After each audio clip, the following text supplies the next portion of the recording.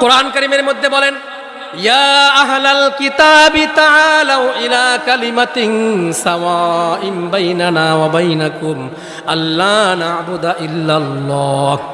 আল্লাহ বলেন, হে নবী, আপনি কাফেরদেরকে বলেন, ইয়া আহলাল কিতাব, হে কাফের সম্প্রদায়, হে আহলে কিতাব সম্প্রদায়, তাআলাও, তোমরা ফিরে আসো, ইলা কালিমাতিন, এমন একটা কালিমার দিকে, সাওয়াইন বাইনানা ওয়া বাইনাকুম, যেটা আমাদের মাঝে তোমাদের মাঝে বরাবর।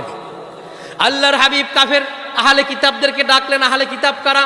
তৎকালীন সময়ের আল্লাহর পক্ষ থেকে যতগুলো কিতাব দুনিয়াতে নাজিল করা হয়েছে, এই কিতাবের প্রতি যারা ঈমান এনেছে তারা হচ্ছে আহলে কিতাব। অর্থাৎ তাওরাত যারা মানত, ইনজিল যারা মানত, জবুর যারা মানত, ওই কিতাবগুলো যারা বিশ্বাস করত, তাদেরকে বলা হতো আহলে কিতাব।